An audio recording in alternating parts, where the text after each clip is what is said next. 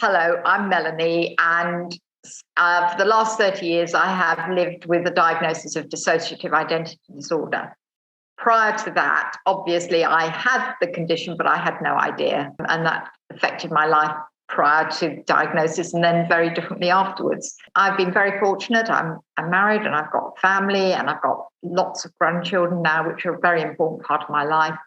And also, I've been involved in co-founding First Person Plural and being able to share not the details and things, but share my journey and how it might help others to hear somebody talking about it has been an enormous part of my own recovery.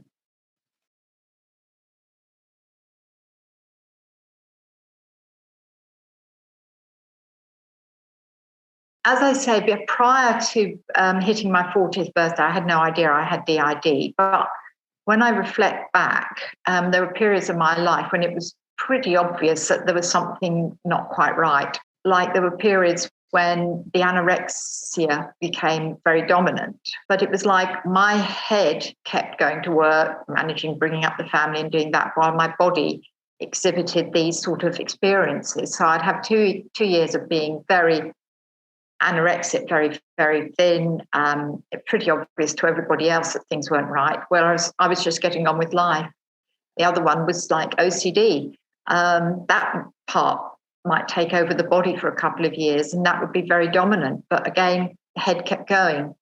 But when I got to 40, a very traumatic experience in my current life actually then led to the dissociative barriers beginning to break down and my beginning to understand that life was a bit more complicated than I'd thought. And I had to begin to face that I needed help and sought help, which was not easy, but got the right help eventually. So, yeah, it all changed totally. And most of what I will talk about is with hindsight, because at the time it was the only way of living that I knew. So it's very easy to have insight with hindsight.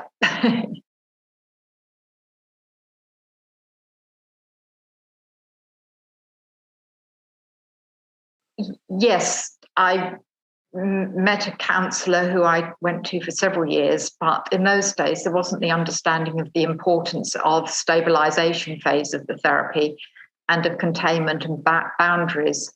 So that although the therapy kept me alive, and I sincerely believe that is the case, it actually didn't make much progress in learning to live with my DID and my healing journey. That came later when I met a therapist who did understand DID, and we put the boundaries in place, and that things began to move on. Part of the journey is actually recognizing that the whole of your life, you've had coping strategies that you don't appreciate coping strategies because they're just what I always say, it's just what I do. But looking back, they were coping strategies. And I think it's so important in the early days of DID therapy is that you're helped to identify what you've already done and celebrate how you've managed to get to whatever age you've got to without having to have help. Because, you know, you've kept going despite everything. Some of my coping strategies people would regard as negative. Like I would work 18 hours a day, crash for 6 hours, get up and get on again. I look back at that and think, yeah, good on me, because that meant that I didn't have time. There was never time for memories to seep through. And I was focused on bringing up a young family and getting on with living. But the downside is when it does fall apart, boy, does it fall apart in a big way. And I think for other people, they've always known they've been abused. They've always known that there are parts of them. They're aware of being dissociative. And I can't stress how important it is to totally embrace how you managed and how you've dealt with it and celebrate.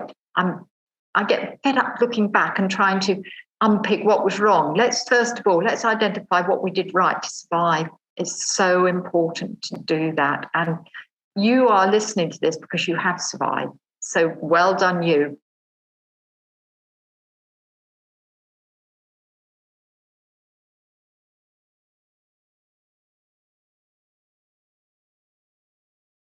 My first approach to getting any help was to go to my GP. I labelled what I was going through as depression, which was understandable, and my GP took it face on and thought it was depression and gave me antidepressants, which actually didn't do any good at all. So after that, but he did also refer me to go to psychodrama, which did a lot of damage.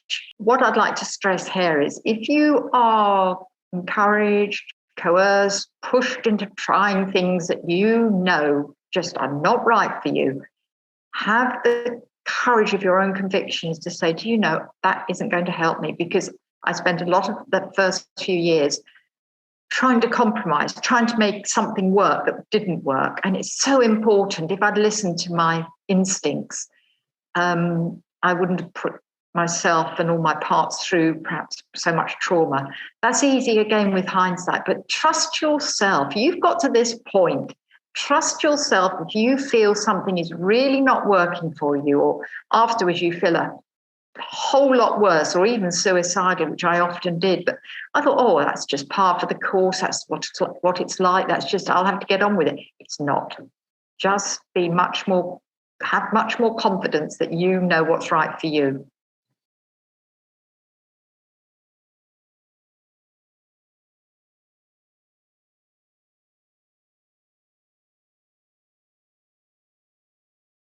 The big change in my life came when I was lucky enough to meet a therapist who had worked with DID, had an enormous amount of experience, and was way ahead of his time, really.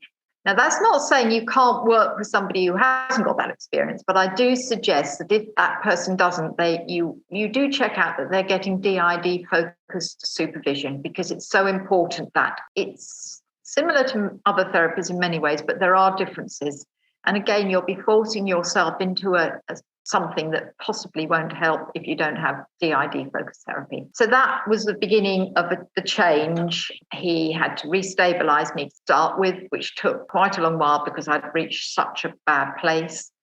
And then we were able to begin to very slowly and at my pace, or at our pace, begin to unpick some of the traumas. But as much as I wanted to rush on and get that all out of the way, it was so important. I kept returning to stabilization, kept returning to my techniques, my strategies that I'd built up over the years, but also putting new ones in place, like journaling, writing so the different parts could write to each other. And we learned that it wasn't beneficial for us all to be writing about horror, write about some of the nice things we wanted to do together and things like that. It's so hard to step outside what is happening, which is difficult, challenging, and very trauma-based, to actually hang on to some of the good things that you've got going on in your life. But with hindsight, that is so important to run it alongside. It's really actually more important.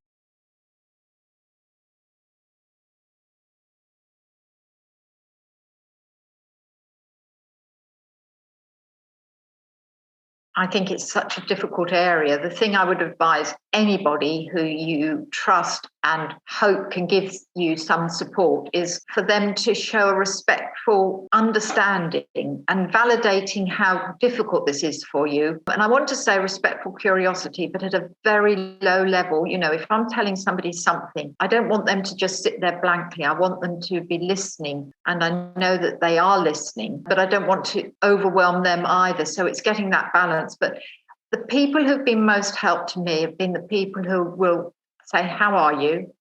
And actually want you to say how you really are. They have learned about DID, so they become the experts, so they can show real understanding and respect. And then we go for a walk, or we used to take the kids for a swim. It's that sort of, it's how you make your life as normal as possible with this enormous thing that's going on for you. I think it's so like when you're with very close friend who's been recently bereaved, you listen to them, you're there for them, you're supporting them, and you're also helping them to find some things that they might do that might give them a little bit of peace for a few minutes or a while. So the journey is not so dissimilar. But it's those people who don't want to know, who shut you off, even belittle you, avoid them. They're not going to be much help to you at this stage of your journey, but they might come back into your life later on.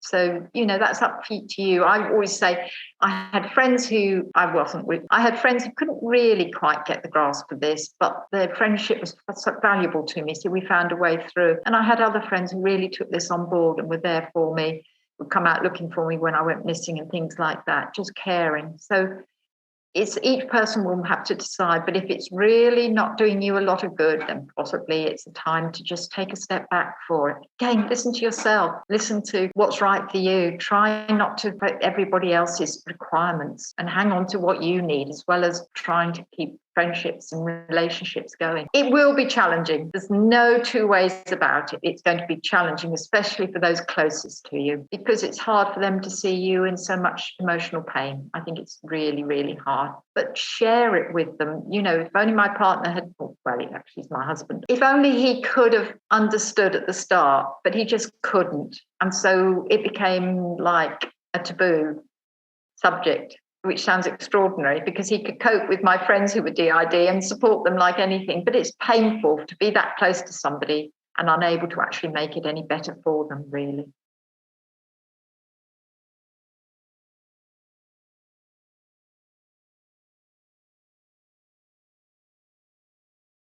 Only I could make changes. If I tried to follow changes that were offered and made to me, I might do it for a short term, but it wasn't sustainable. People who could actually be with me in the darkest moments actually gave me the will to stay alive.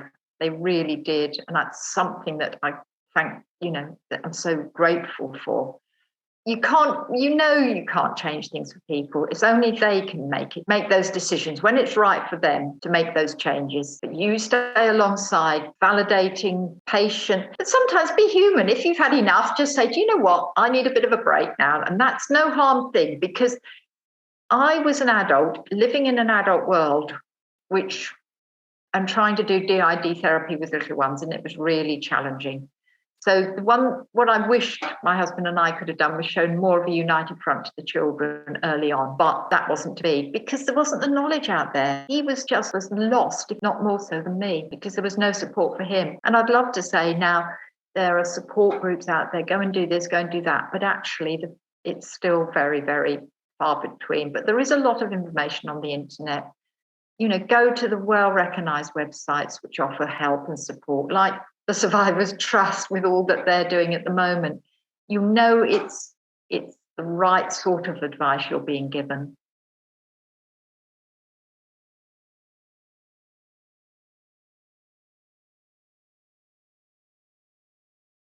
Just be really gentle with yourself and set yourself something that you can achieve. It's like people talk about mindfulness. I know it's not passion, but mindfulness. And they do this long list of things you can do. Perhaps for me, mindfulness will be, I've got a tree outside the room I work in, and I just look at that tree. I don't try and do any more than that. I don't try and think about being in the moment or anything. That's just totally overwhelming. So many of the things that are offered, you need to take back and back and back and back and just have a tiny bit of it which you can hang on to, because so much we were set up to fail as children. And then, as you say, our self-esteem, even if we weren't really failing, we were always told we were failing, we were no good, etc., etc., etc. And so that is so damaged. But again, self-esteem is something you build on. So it'll take years to genuinely do it, but try and find that one thing that you can do well, or that you get pleasure from, and hang on to that one thing, because something positive can be built on. If it's all negative, you've got nowhere to go with it. So however tiny it might seem to you and to other people, don't worry. You are doing what's right for you. I used to set myself up for a fall by saying, oh, I'll go and do this or that and the other. Couldn't do any of it. So that's hopeless. Whereas, okay, in this moment, I'm looking at some lovely flowers and that makes me feel okay. The next moment, I might be down in the pit. But in that moment, hang on to that. And the thing I find, like relationships, I was thinking, I can't do that. And attachment, but talking about what I found in a healthy relationship, so I could begin to label something. Because as a child, we didn't label anything. We didn't label emotions, so we don't know how we're feeling. We didn't label relationships, because where would you start with that? You've got good and you've got bad, but you're being told the bad are good. So much is black. You're told black is white. So it's how you learn to begin to identify something and put a word to it. It's enormous. Absolutely enormous. And it's a gift if somebody can help you find, a word in that moment and you say, yeah, that's it, isn't it? I can remember the moment I labelled anxiety. Because I'd never not felt anxious. And suddenly I realised it had a label to it. And then you can do something about changing it. But until you've identified it and have a vocabulary around it, you're left just experiencing it. You are it.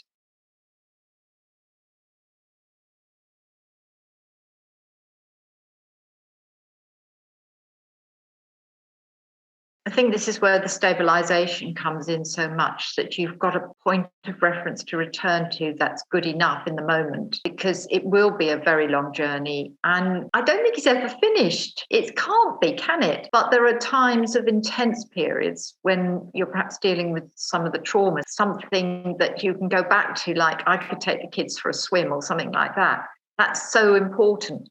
And to understand that's actually a part of your life as much as unpicking all the traumas. Because the first help I had, we went into trauma much too quickly. I lost any ability to put a meal together, run a home. It was awful. And I was lost in trauma land.